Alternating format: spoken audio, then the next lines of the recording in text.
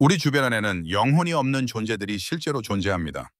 이것은 단순한 상상의 산물도 공포 영화 속 괴물도 아닙니다. 이들은 우리와 같은 인간의 모습을 하고 있으며 심지어는 가족의 일원으로 살아가고 있습니다. 그들은 우리와 같은 집에서 자라고 같은 언어를 쓰며 겉보기에는 지극히 평범한 사람처럼 보일 수 있습니다.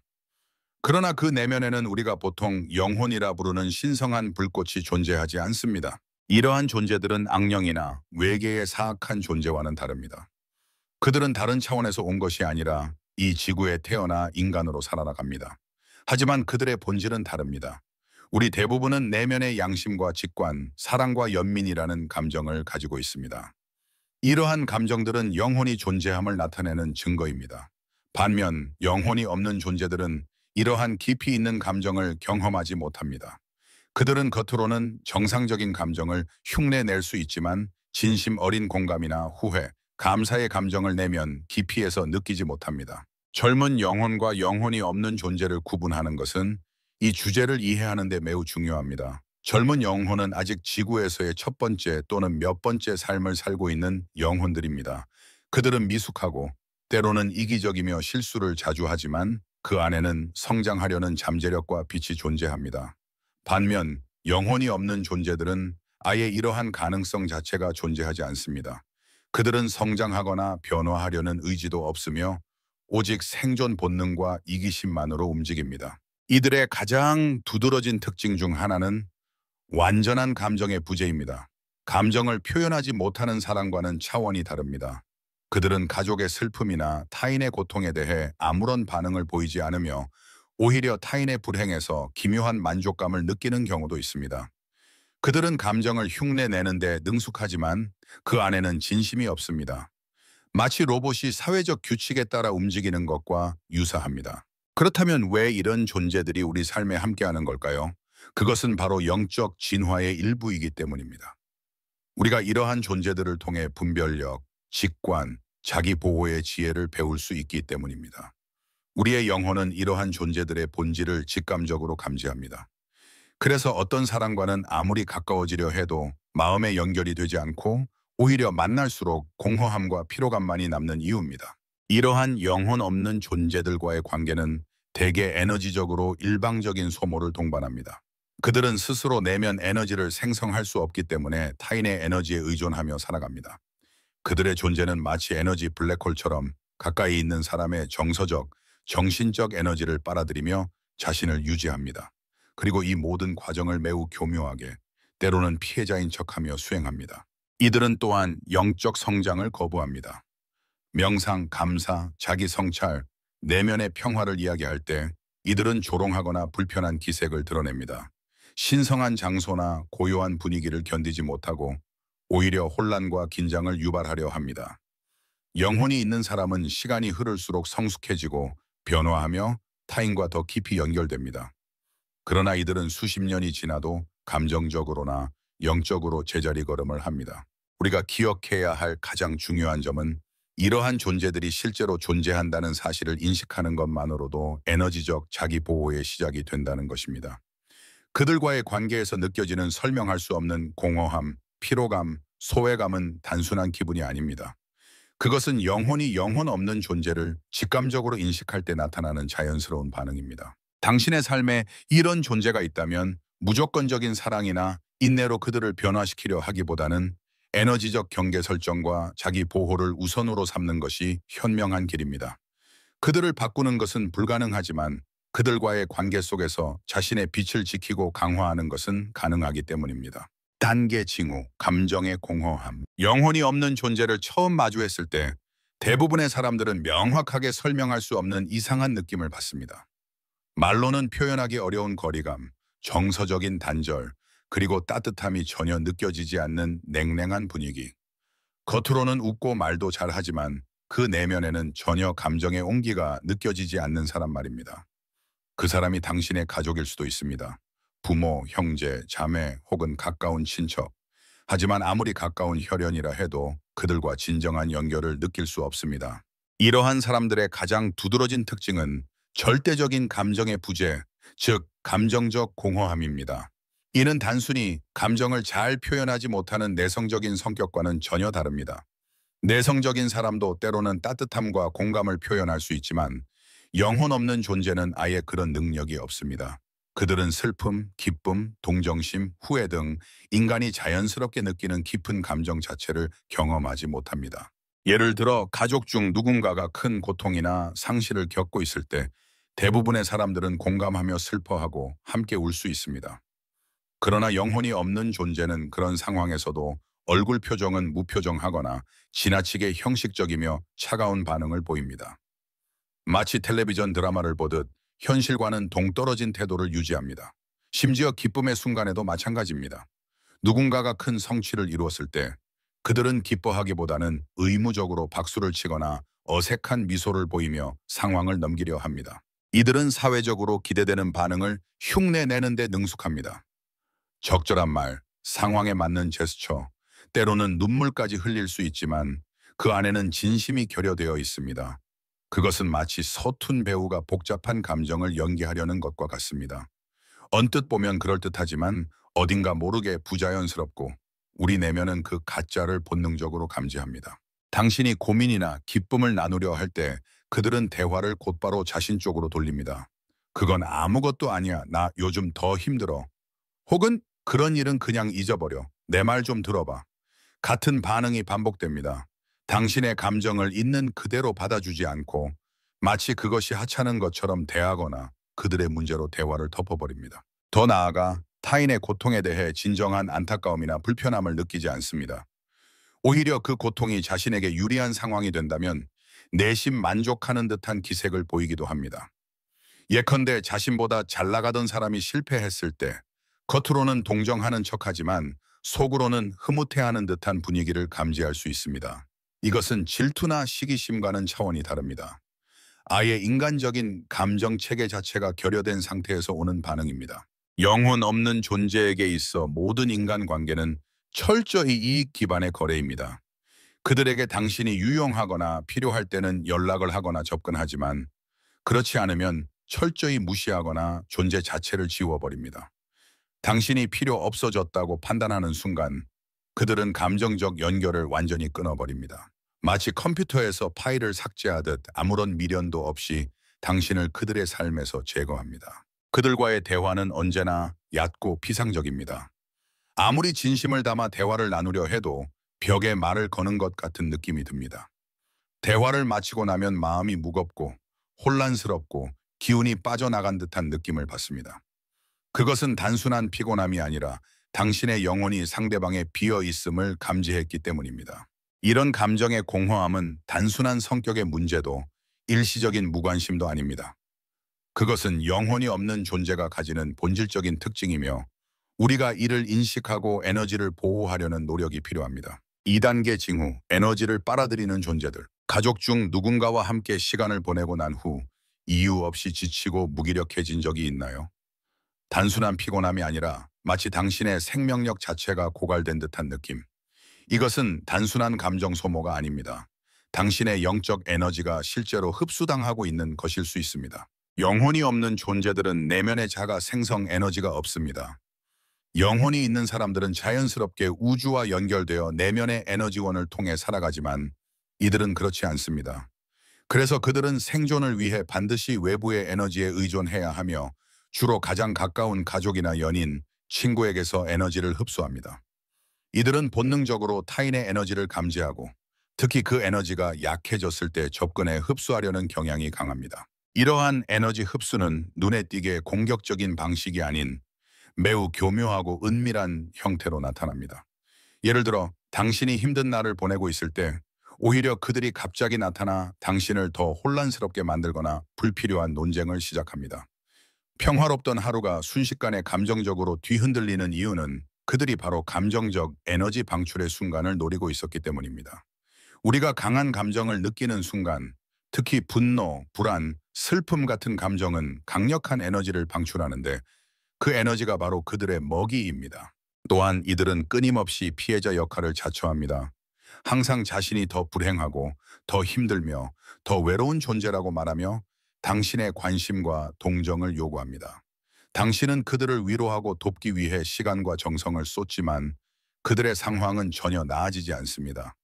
오히려 점점 더 많은 관심과 에너지를 요구하며 당신을 점점 정신적으로 소진시킵니다. 이와 같은 관계에서 중요한 점은 당신이 그들과 함께한 후 어떤 기분을 느끼는가입니다. 머리가 무겁고 몸이 처지고 아무 의욕도 없으며 이유 없는 슬픔이나 공허함이 몰려온다면 그것은 단순한 기분 탓이 아닙니다. 당신의 에너지장이 심각하게 침범당하고 있는 상태라는 신호입니다. 이러한 존재들은 종종 나는 너밖에 없어, 너만이 날 이해해 줄 수 있어 라는 말을 반복하며 정서적으로 당신을 묶어둡니다. 이 말들은 겉보기엔 애정 표현처럼 보일 수 있지만 실제로는 당신의 에너지를 계속해서 끌어내기 위한 미끼에 불과합니다. 특히 가족 안에서는 그래도 가족인데 피를 나눈 사이잖아 라는 감정적 죄책감을 이용해 이 불균형한 관계를 지속시키려 합니다. 더 위험한 점은 당신이 에너지적으로 방어하려고 할수록 이들이 더 강하게 반응한다는 것입니다. 경계를 세우거나 거리를 두려 하면 그들은 너 참 냉정하구나, 예전엔 안 그랬는데 왜 이렇게 변했어? 등의 말로 당신을 비난하며 감정적으로 흔들리게 만듭니다. 이는 그들이 당신의 경계 설정을 자신들의 생존에 대한 위협으로 느끼기 때문입니다. 이러한 존재들로부터 자신을 보호하기 위해서는 몇 가지 실천이 필요합니다. 첫째, 에너지 경계를 명확히 설정하세요. 만남의 시간, 통화의 길이 등을 스스로 조절하고 반드시 중단이라는 선택지를 자신에게 허용해야 합니다. 둘째, 대화를 가능하면 표면적인 이야기로 한정하세요. 날씨, 뉴스, 음식 등의 가벼운 주제로만 대화하고 당신의 속마음이나 개인적인 고민은 절대 공유하지 마세요. 그 정보는 언젠가 당신을 공격하는 도구로 사용될 수 있습니다. 그리고 매번 이들과 만나기 전 에너지 보호 명상이나 기도를 통해 자신의 에너지장을 강화하고 방어막을 세우는 것이 중요합니다. 흰빛, 금빛, 혹은 자신이 믿는 신성한 힘을 시각화하여 몸을 감싸는 상상을 하세요. 이러한 시각화는 실제로 영적 방어에 강력한 힘을 발휘합니다. 마지막으로 이러한 존재를 구원해야 할 존재로 보지 마십시오. 그들을 변화시키려는 시도는 당신의 에너지를 소모시키는 또 다른 함정일 뿐입니다. 그들의 존재를 인식하고 자신을 지키는 것이야말로 진정한 영적 지혜입니다. 3단계 징후, 영적 성장이 전혀 없는 사람들. 당신의 가족이나 가까운 사람 중 수년이 지나도 전혀 달라지지 않는 사람이 있나요? 똑같은 말, 똑같은 반응, 똑같은 문제를 반복하면서도 자신을 돌아보거나 변화를 시도하지 않는 사람 말입니다. 이것은 단순한 고집이나 성격 문제가 아닐 수 있습니다. 이들은 영혼이 없는 존재일 가능성이 있으며 그 핵심적인 특징 중 하나는 완전한 영적 성장의 부재입니다. 영혼이 있는 사람은 누구나 실수를 합니다. 하지만 그 실수에서 배우고 후회하고 더 나은 방향으로 나아가려는 본능적인 욕구를 가지고 있습니다. 시간이 흐를수록 조금씩이라도 변화하고 인생의 의미를 고민하며 삶을 더 깊이 이해하려고 합니다. 그러나 영혼이 없는 존재는 내면의 변화 가능성 자체가 없습니다. 그들은 마치 시간이 멈춘 것처럼 수십 년 동안 똑같은 감정 반응, 똑같은 관계 패턴, 똑같은 부정적인 행동을 반복합니다. 이러한 사람들은 명상, 감사, 자기 성찰, 인생의 목적 등 영적으로 깊이 있는 대화나 활동을 본능적으로 거부합니다. 만약 당신이 기도, 영성, 진동 상승 혹은 우주의 법칙 같은 주제를 이야기하면 그들은 조롱하거나 짜증을 내거나 아예 대화를 끊고 다른 이야기로 돌리려 할 것입니다. 그들에게 이러한 주제는 단순히 재미없는 것이 아니라 불편하고 불쾌한 자극입니다. 왜냐하면 그들의 내면은 텅 비어 있어 그런 높은 에너지를 견딜 수 없기 때문입니다. 당신이 점점 더 영적으로 깨어나고 진동을 높여갈수록 이들은 당신 곁에서 점점 더 불편해하고 위협을 느낍니다. 당신의 내면에서 나오는 빛과 평온은 그들의 공허함을 더욱 뚜렷하게 드러나게 만들기 때문입니다. 그래서 그들은 당신의 변화를 방해하려 할 수 있습니다. 미묘한 방식으로 당신의 새로운 습관을 의심하게 만들거나 변화를 비난하거나 감정적으로 혼란을 주는 사건을 만들기도 합니다. 예를 들어 당신이 명상을 시작했다면 그런 거 해서 뭐해? 시간 낭비 아냐? 라는 말로 가볍게 공격할 수 있고 당신이 더 긍정적인 삶을 살려고 할수록 넌 너무 이상해졌어. 옛날이 더 좋았어. 라는 말을 통해 당신을 다시 예전의 어두운 에너지로 끌어내리려 할 수 있습니다. 또한 이들은 감사라는 고귀한 감정을 느끼지 못합니다. 아무리 많은 축복을 받아도 언제나 부족함에 초점을 맞추고 남과 비교하며 가진 것보다 가지지 못한 것에만 집착합니다. 감사는 우주의 가장 높은 진동 중 하나이며 영혼이 없는 존재는 그 파동에 도달할 수 없습니다. 이들은 종교나 영성의 외적 형식을 모방할 수 있습니다. 성경 구절을 인용하거나 교회 절 모임에 참석할 수도 있습니다. 그러나 그것은 진정한 믿음이나 내적 연결에서 오는 것이 아니라 사회적 이미지를 위해서 혹은 관계를 유지하기 위한 수단으로 작동할 뿐입니다. 말에는 신성함이 담겨 있지 않고 행동에는 진심이 없습니다. 결정적으로 이들은 인생의 의미에 대해 고민하지 않습니다. 삶의 목적, 죽음 이후, 존재의 이유 같은 본질적인 질문을 회피하거나 가볍게 넘깁니다. 반대로 영혼이 있는 사람은 누구나 삶의 어느 시점에서는 나는 왜 존재하는가? 어떻게 더 나은 사람이 될 수 있을까? 라는 질문을 품습니다. 그것이 바로 영혼의 깨어남이고 진정한 영적 진화의 시작입니다. 그러므로 만약 당신의 주변에 특히 가족 안의 시간이 지나도 전혀 변하지 않고 더 나아지려는 의지도 없으며 오히려 당신의 영적 성장에 부정적인 영향을 끼치는 사람이 있다면 그것은 단순한 성격 차이가 아니라 영혼이 없는 존재의 신호일 수 있습니다. 그들의 정체를 인식하고 거기에서 오는 에너지적 영향을 줄이며 자신의 성장을 지키는 것이야말로 당신이 할 수 있는 가장 현명한 대응입니다. 당신의 빛은 그들을 바꿀 수 없지만 당신 자신과 미래 세대는 충분히 지켜낼 수 있습니다. 4단계 징후, 정교한 심리 조종자. 영혼이 없는 존재들이 가진 가장 무서운 능력 중 하나는 바로 사람을 교묘하게 조종하는 기술입니다. 그들에게 조종은 배워야 하는 전략이 아닙니다. 그것은 마치 숨 쉬듯 눈 깜빡이듯 자연스러운 본능입니다. 그들은 본능적으로 타인의 감정을 파악하고 그 감정을 이용해 자신의 목적을 이루려 합니다. 이러한 조종은 눈에 띄는 위협이나 직접적인 폭언으로 이루어지지 않습니다. 오히려 그들은 정말 친절하고 부드럽게 아주 미세하게 당신을 통제합니다. 그래서 당신은 오랫동안 그 조종을 눈치채지 못한 채 오히려 자신이 문제라고 느끼게 됩니다. 가장 자주 사용되는 조종 기법은 가스라이팅입니다. 이는 당신이 기억하고 있는 사실조차 부정하게 만들고 스스로를 의심하게 만드는 교묘한 심리 조작입니다. 그런 일은 없었어. 넌 항상 너무 예민해. 기억을 잘못하고 있는 거야 등의 말은 반복적으로 들으면 당신의 현실 감각을 흐리게 만듭니다. 결국 당신은 내가 너무 민감한가? 내가 틀린 건가? 하며 자신의 감정과 직관을 신뢰하지 못하게 됩니다. 이들은 또한 당신이 털어놓은 감정적 약점을 기억하고 있다가 꼭 필요한 순간에 그걸 무기처럼 사용합니다. 예를 들어 당신이 한때 외모나 능력에 대해 불안감을 털어놓았다면 그들은 당신의 자존감을 깎는 말을 농담처럼 던지거나 다른 사람과 비교하며 열등감을 유발합니다. 가장 무서운 점은 그들의 모든 행동이 겉으로는 정당하거나 사려 깊어 보인다는 것입니다. 당신이 상처를 입고도 그것을 명확히 지적하기 어려운 이유는 그들이 말을 교묘하게 돌려 자신이 오히려 피해자인 것처럼 만들기 때문입니다. 예를 들어 당신이 분명히 조종을 당했다고 느꼈는데도 대화를 나누다 보면 결국 당신이 사과하고 있고 그들은 왜 이렇게 예민하냐며 상황을 뒤집습니다. 이들은 또한 가족 내 이간질, 삼각관계 만들기에 능합니다. A에게는 비대한 불만을 말하고 B에게는 A의 말을 왜곡해 전달합니다. 그런 식으로 가족 내 갈등을 은밀하게 유도하고 본인은 그 가운데에서 중재자처럼 행동합니다. 그러나 그 갈등의 진짜 원인은 바로 그들입니다.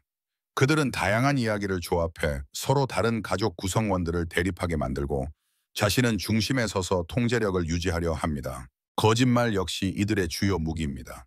단순히 실수를 덮기 위한 거짓말이 아닙니다. 이들은 계산된 목적을 위해 아주 자연스럽게 눈 하나 깜짝하지 않고 거짓말을 합니다. 눈을 똑바로 마주치며 진실처럼 이야기하지만 그 안에는 아무런 윤리적 갈등도 없습니다. 왜냐하면 그들에게는 도덕적 양심이라는 필터가 존재하지 않기 때문입니다. 만약 당신이 그들의 조작을 인식하고 문제를 제기하려 하면 그들은 빠르게 피해자로 돌변합니다. 난 그런 의도가 아니었어. 왜 이렇게 예민하게 받아들여 라미기영? 마치고 오히려 당신이 공격적인 사람처럼 몰아갑니다. 이로 인해 당신은 스스로를 변명하고 방어해야 하는 입장이 되고 결국 감정적으로 소진됩니다. 그들은 심지어 자신의 기억조차 왜곡합니다. 단순한 망각이 아닙니다. 그들은 과거 사건을 완전히 다르게 재구성하여 항상 자신이 피해자이거나 정당한 입장이 되도록 기억을 바꿉니다. 그래서 그들과 갈등을 해결하려는 시도는 거의 불가능에 가깝습니다. 왜냐하면 당신과 같은 현실을 공유하지 않기 때문입니다. 이런 조작의 특징은 함께 대화를 나눈 후 무언가 이상하다는 느낌만 남는다는 것입니다. 말은 다 맞는 것 같고 상황도 논리적으로 흘렀는데도 어딘가 모르게 기운이 빠지고 감정이 억눌리는 느낌이 듭니다. 이것이 바로 영혼 없는 존재들이 심리 조종을 통해 당신의 에너지를 빨아들이는 방식입니다. 이러한 존재를 인식하고 그들의 조종에서 벗어나려면 자신의 직관과 감정을 신뢰하는 것이 가장 중요합니다. 그리고 무엇보다 당신은 절대 이상한 사람이 아닙니다. 그들의 비정상적인 조작 속에서 당신의 정상이 흐려졌을 뿐입니다. 5단계 징후, 텅 빈 눈빛. 눈은 영혼의 창이다. 이 말은 단순한 시적 표현이 아닙니다. 이는 모든 문화와 영적 전통에서 공통적으로 받아들여지는 보편적인 진실입니다. 우리는 누군가의 눈을 마주했을 때 말보다 먼저 그 사람의 깊이를 느낍니다. 그 눈 안에 깃든 따뜻함, 고통, 사랑 혹은 내면의 고요함이 우리와 진정한 연결을 만들어냅니다. 하지만 영혼이 없는 존재들의 눈빛은 완전히 다릅니다. 그들의 눈을 바라볼 때 당신은 이상한 느낌을 받습니다. 분명히 눈이 존재하고 얼굴을 마주하고 있지만 마치 아무도 그 안에 없는 것 같은 공허함이 느껴집니다. 살아있는 인간과 마주하고 있음에도 불구하고 마치 사진이나 인형을 보는 듯한 차가움과 단절감을 경험하게 됩니다. 눈은 그 사람의 내면을 보여주는 창인데 이들의 눈에는 빛이 없습니다. 보통 사람들은 힘든 상황에서도 눈동자 속에는 희미한 따뜻함과 생명력이 깃들어 있습니다. 슬픔 속에도 진정한 감정이 있고 고통 속에서도 공감과 이해가 스며 있습니다. 하지만 영혼이 없는 존재는 그런 순간에도 눈빛이 완전히 비어 있습니다. 그들은 상황에 맞는 표정을 지을 수 있고 울음을 흉내낼 수도 있지만 그 눈에는 실제 감정의 흔적이 없습니다. 특히 정서적으로 중요한 순간, 누군가의 고백, 기쁜 축하, 깊은 슬픔의 시간, 이런 때에 그들의 눈은 여전히 무표정하거나 지나치게 계산된 듯한 시선을 보입니다. 마치 감정을 관찰하고 있는 것 같지만 실상은 아무것도 느끼지 못한 채 상황을 분석하고 있는 것입니다. 이들의 시선은 인간적인 공감이 아니라 차가운 계산으로 가득 차 있습니다. 또 하나 주목할 점은 이들이 진실된 대화를 회피한다는 것입니다. 일반적인 사람들은 마음을 나누는 대화 중 자연스럽게 눈을 마주치며 서로의 감정을 공유합니다. 하지만 영혼이 없는 사람들은 이런 깊은 눈맞춤을 본능적으로 피합니다. 혹은 그 반대로 지나치게 뚫어지게 바라보며 조작적인 시선을 보이기도 합니다. 그 눈빛은 진심이 아닌 연기이며 설득을 위한 연출일 뿐입니다. 당신이 이들과 눈을 마주할 때 설명할 수 없는 이질감이나 몸의 긴장을 느낀 적이 있다면 그것은 우연이 아닙니다. 어떤 사람들과 눈을 맞추면 마음이 편해지지만 이들과의 눈맞춤은 오히려 불안함, 떨림 혹은 등골이 서늘해지는 기분을 유발합니다. 당신의 영혼은 본능적으로 그들의 부재를 감지하고 에너지적으로 거리를 두려는 반응을 보이는 것입니다. 또한 이들의 눈에는 종종 사냥꾼 같은 시선이 숨어 있습니다. 직접적으로 공격적이지 않지만 마치 상대방의 약점을 분석하고 기회를 엿보는 듯한 냉정함이 느껴집니다. 말은 친절하지만 눈빛은 위험 신호를 보내고 있는 것이죠. 특히 논쟁이나 갈등 상황에서는 그들의 눈이 더욱 변합니다. 분노나 슬픔 같은 감정이 아니라 마치 기계적인 반응처럼 눈이 빛을 잃고 차가운 분석이 시작됩니다. 그들이 흘리는 눈물조차도 진짜가 아닐 수 있습니다. 울고는 있지만 눈이 붉어지지 않고 표정의 진정성이 느껴지지 않으며 마음의 떨림 없이 마른 눈물을 흘립니다. 이것은 연민이나 고통의 표현이 아니라 그저 상황을 모면하거나 조종하기 위한 연출된 감정일 뿐입니다. 이들과의 눈맞춤 후 당신이 느끼는 공허함과 혼란은 결코 착각이 아닙니다. 그것은 당신의 내면, 당신의 영혼이 진짜를 찾으려 했지만 아무것도 마주하지 못한 데서 오는 깊은 실망과 피로입니다. 결국 우리는 눈빛을 통해 영혼의 존재 유무를 감지할 수 있습니다. 그것은 직관이고 당신의 내면이 보내는 신호입니다. 그 신호를 무시하지 마십시오. 누군가의 눈빛이 계속해서 당신을 무기력하게 만들고 감정적으로 얼어붙게 한다면 그것은 당신이 더 이상 그들과 깊이 연결되지 않아야 한다는 메시지일 수 있습니다. 단계 징후, 반복되는 파괴적인 인간관계. 영혼 없는 존재들의 삶에서 가장 뚜렷하게 반복되는 특징 중 하나는 바로 지속적으로 파괴적인 관계를 반복한다는 점입니다. 그들은 진정한 의미에서의 사랑, 우정, 유대감을 형성할 수 없습니다.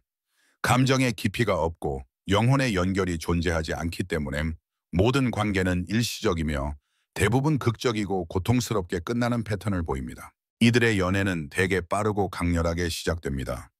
마치 영화 속 사랑처럼 온갖 감미로운 말과 관심, 사랑 고백, 미래에 대한 약속이 쏟아지지만 실상은 모두 관계에 대한 통제권을 얻기 위한 전략일 뿐입니다. 상대방이 마음을 열고 안정감을 느끼는 순간 그들은 점차 진짜 모습을 드러냅니다. 처음엔 질투나 소유욕, 감정 기복처럼 보일 수 있는 행동들이 점점 더 심각해지며 정서적 조종, 고립, 비난으로 이어집니다. 피해자는 혼란스러워하면서도 처음에 좋았던 모습을 되찾기 위해 관계를 유지하려 애쓰지만 그 시절은 절대 돌아오지 않습니다. 결국 이들은 감정적으로 상대를 지치게 만들고 자기 탓을 하게 만들며 관계는 고통 속에서 끝납니다. 그러나 문제는 여기서 끝나지 않습니다. 영혼 없는 존재는 과거에서 배우지 않습니다. 같은 실수를 반복하고 같은 방식으로 사람을 상처 입히며 어떤 반성이나 변화도 없습니다. 새롭게 시작한 관계에서도 똑같은 패턴이 이어집니다. 이는 단순한 연애 기술의 부족이 아니라 내면의 결핍과 공감 능력의 부재 때문입니다. 이들은 특히 심리적으로 취약한 사람들을 잘 찾아냅니다. 상실을 겪었거나 자존감이 낮거나 외로움에 지친 사람들을 본능적으로 알아보고 처음에는 그들의 상처를 이해하고 보듬는 척 접근합니다. 하지만 그 따뜻함은 오래가지 않습니다. 곧 상대의 감정을 조종하고 심리를 지배하며 서서히 관계를 파괴해 나갑니다. 우정 또한 예외는 아닙니다. 처음에는 빠르게 친해지며 마치 오랜 친구인 것처럼 행동하지만 관계 속에는 일방적인 기대와 이익 추구만이 존재합니다. 상대가 제공할 수 있는 이득, 정보, 지위, 감정적 안정, 이 사라지는 순간 관계는 순식간에 끊기며 아무런 미련도 남기지 않습니다. 가장 위험한 부분은 이들이 다른 사람의 건강한 관계마저도 파괴하려 든다는 점입니다. 당신이 행복한 결혼 생활을 하고 있다면 그들은 질투를 숨긴 채 미묘한 말로 관계에 금을 가게 만듭니다. 그 사람 너무 완벽한 척하지 않아? 요즘 너랑 좀 멀어진 것 같아 같은 말을 툭 던지며 상대방에 대한 신뢰를 흔듭니다. 친구 관계나 가족 간의 따뜻한 유대감도 그들에게는 위협이며 조작의 대상이 됩니다. 이러한 반복적인 관계의 특징은 다음과 같습니다. 빠른 감정적 몰입, 과도한 약속과 미래 설계, 시간이 지날수록 증가하는 통제와 비난, 피해자를 죄책감과 혼란 속에 가두는 감정, 롤러코스터, 무죄 책임을 모두 타인에게 전가함, 건강한 관계를 질투하고 방해함. 이들은 늘 자신을 버림받은 사람, 이해받지 못한 연인, 상처 입은 피해자로 포장하며 자기 행동에 대해 책임지지 않습니다. 그렇게 수많은 관계를 망치고도 자신이 왜 외로운지를 이해하지 못합니다. 왜냐하면 그들은 진정한 연결의 경험이 없기 때문입니다. 당신이 누군가의 반복되는 연애 실패, 친구와의 갈등, 가족 내 충돌 속에서 항상 같은 이야기를 듣고 있다면 그 안에 숨겨진 영혼의 부재를 의심해 봐야 할지도 모릅니다. 관계는 서로를 치유하고 성장시키는 장이어야 하지 끊임없이 소모하고 파괴하는 전장이 되어서는 안 됩니다. 단계 징후, 신성한 것에 대한 본능적인 거부감. 영혼이 없는 존재들의 내면은 공허함으로 가득 차 있으며 그들은 세상의 신성한 에너지에 대해 본능적으로 거부 반응을 보입니다. 이는 단순한 무신론이나 종교적 무관심과는 전혀 다른 차원의 이야기입니다. 그들은 진정한 영적 파동, 고요하고 깊은 성스러움이 깃든 공간이나 분위기에서 명확한 불편함과 초조함을 드러냅니다. 당신은 이런 경험을 해본 적이 있을지도 모릅니다. 가족 모두가 함께 기도하거나 조용히 명상하는 시간, 자연 속에서 영적인 고요함이 흐르는 순간, 모두가 감동에 잠겨 있을 때 누군가만 휴대폰을 만지작거리거나 한숨을 쉬고 분위기를 깨는 말이나 소리를 내며 방해하는 모습을 본 적 있지 않나요? 그들이 바로 신성한 에너지에 견디기 힘든 내면을 가진 존재일 수 있습니다. 이러한 사람들은 성당, 절, 명상센터, 자연 속 성스러운 장소에 들어가면 불안정한 행동을 보입니다. 자리를 자주 바꾸거나 앉아있지 못하고 조용한 공간 속에서 불편한 기색을 감추지 못합니다. 단순히 지루해서가 아니라 그 안에 흐르는 고진동 에너지 자체가 그들의 공허함을 자극하기 때문입니다. 그들은 신성한 상징, 십자가, 불상, 만다라, 수정, 향, 성가 등을 볼 때마다 비웃거나 가볍게 넘기려는 태도를 보입니다. 그 상징이 주는 에너지에 마음이 닿지 않기 때문에 그것을 무의미하다거나 이상하다고 평하며 자신을 방어하려 합니다. 이는 무지가 아니라 내면 깊숙이에서 나오는 저항입니다. 또한 당신이 신비로운 꿈을 꿨다거나 신성과 연결되는 특별한 경험을 나누려 할 때 그들은 그건 우연이야. 그냥 뇌가 피곤했던 거지. 그런 건 믿을 수 없어 라고 말하며 당신의 경험을 논리로 깎아내리려 합니다. 이러한 반응은 자신이 이해하지 못하는 신성함에 대한 두려움과 불편함의 표현입니다. 이들은 가족 내에서 위기가 생겼을 때 기도하거나 믿음을 의지하는 사람들을 조롱하거나 짜증을 냅니다. 기도한다고 뭐가 달라져? 이런 건 그냥 돈으로 해결해야지 라는 말로 모든 문제를 물질적, 논리적 방식으로 해결하려 합니다. 삶에 대한 영적 해석을 철저히 배제하고 신의 존재나 보이지 않는 차원의 영향력을 인정하려 하지 않습니다. 또한 이들은 삶의 목적, 존재의 의미, 영혼의 성장 같은 주제에 대해 피상적으로 반응하거나 불편해하며 회피합니다. 대부분의 사람들은 인생을 살아가며 한 번쯤은 그런 질문을 던지고 스스로의 존재를 성찰하려 합니다. 하지만 이들은 그런 대화를 비웃거나 즉시 화제를 돌리며 깊은 질문을 허용하지 않는 에너지를 드러냅니다. 이러한 반응은 단순한 개인적 취향의 문제가 아닙니다. 그들의 내면에 아무것도 없기 때문에 신성한 파동과 마주하는 순간 불편함, 초조함, 심지어 분노가 유발되는 것입니다. 이는 영혼이 신성함과 자연스럽게 공명하는 것과는 정반대의 반응입니다. 우리가 진정한 기도, 명상, 자연과의 일체감, 깊은 감동, 무조건적인 사랑과 같은 신성한 경험에 감동받고 눈물 짓는 이유는 우리 안에 영혼이라는 파동이 있기 때문입니다. 하지만 영혼이 없는 존재들은 그 공명 자체가 일어나지 않기에 그 자리에 오래 머무를 수 없고 감정적으로 반응할 수도 없습니다. 그들은 신성함을 파괴하거나 없애고 싶어 하지는 않지만 그곳에 오래 머물 수 없습니다. 왜냐하면 그 에너지가 자신의 공허함을 비추기 때문입니다. 당신이 누군가와 함께 있을 때 신성한 순간마다 그 사람이 반복적으로 회피하거나 방해하는 행동을 한다면 그 반응은 당신보다 먼저 그의 내면이 드러나는 신호일지도 모릅니다. 신성함은 누구나 공감할 수 있는 에너지가 아닙니다. 오직 영혼이 깃든 존재만이 진심으로 느끼고 연결될 수 있는 파동입니다. 이 연결이 반복적으로 끊기고 있다면 그것은 단순한 성격 차이로 넘어갈 수 없는 깊은 영적 단절의 징후입니다. 영혼 없는 존재를 인식했다면 다음으로 가장 중요한 단계는 바로 자신을 에너지적으로 보호하는 것입니다. 그들과의 관계는 단순히 감정적인 문제가 아니라 당신의 영혼과 생명력을 지키는 일입니다.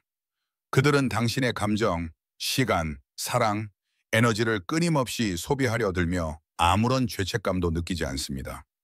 그렇기에 그들을 변화시키려 하거나 구원하려는 시도는 오히려 자기 파괴의 길이 될 수 있습니다. 가장 먼저 기억해야 할 것은 당신은 그들을 치유할 책임이 없다는 사실입니다. 우리는 종종 사랑으로 변화시킬 수 있다. 인내와 희생이 답이다 라는 신념에 빠지지만 영혼 없는 존재는 깨어날 영혼 자체가 없기 때문에 아무리 노력해도 변화하지 않습니다. 당신의 사랑과 선의가 그들에게 흡수되고 왜곡될 뿐입니다. 따라서 첫 번째로 해야 할 일은 명확한 에너지 경계를 세우는 것입니다. 가족이라 해도 만남 시간에 한계를 정하세요.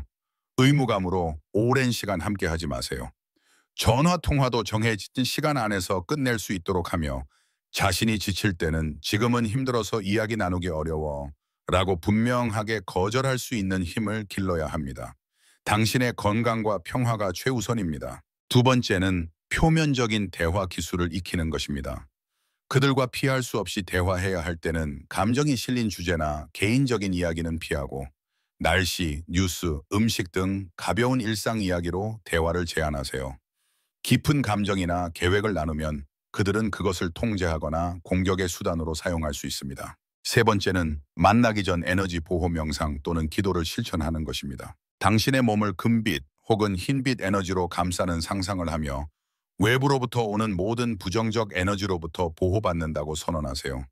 당신이 믿는 신성한 존재, 천사, 수호령, 우주의 힘에게 보호를 요청하세요. 이 의식은 단순한 상상이 아니라 에너지적 장벽을 형성하는 실제적인 방법입니다. 그리고 그들과 상호작용할 때는 감정적으로 휘말리지 말고 관찰자의 시선으로 바라보세요. 그들이 분노하거나 조작하려 할 때 마치 과학자가 실험을 관찰하듯 한 걸음 떨어져 바라보며 반응을 줄이세요. 그렇게 하면 당신의 에너지가 더 이상 그들에게 연결되지 않으며 소모되는 회로가 끊어집니다. 중요한 기술 중 하나는 순환형 대화 끊기입니다. 그들은 논리적 결론 없이 계속 반복되는 싸움, 변명, 감정 유도성 대화를 자주 합니다. 이러한 대화는 당신의 에너지를 빠르게 소진시킵니다. 그럴 땐 이 주제는 충분히 이야기한 것 같아. 그만하자라고 말하거나 자리를 피하는 것이 필요합니다. 또한 이들과 의견 충돌이나 신념 대립에 대해 설득하려 하지 마세요. 그들은 진실을 받아들일 의지가 없고 오직 자신의 입장을 고수하거나 당신의 에너지를 끌어내기 위해 논쟁을 유도할 뿐입니다. 당신의 삶에서 반드시 필요한 것은 영혼을 회복시켜주는 사람들과의 연결입니다. 영혼이 있는 사람들과 시간을 보내며 서로를 격려하고 진심으로 응원해주는 관계를 유지하세요. 그 안에서 당신의 진동수는 높아지고 영혼 없는 존재의 영향력이 자연스럽게 줄어들 것입니다. 그리고 규칙적인 자기 진동 관리도 필수입니다. 명상, 자연 속 산책, 고요한 음악 듣기, 몸을 움직이는 활동, 성스러운 책 읽기 등 당신의 에너지장을 정화하고 회복시키는 습관을 만드세요. 당신의 파장이 높아질수록 낮은 진동의 존재들은 당신에게 접근하기 어려워집니다. 마지막으로 기억하세요. 당신이 그들과 거리를 두고 자신을 지키는 것은 이기적인 행동이 아니라 깊은 영적 사랑의 표현입니다. 그 사랑은 먼저 자신을 위한 것이어야 하며 그래야 더 넓은 세계에 진정한 빛을 나눌 수 있습니다.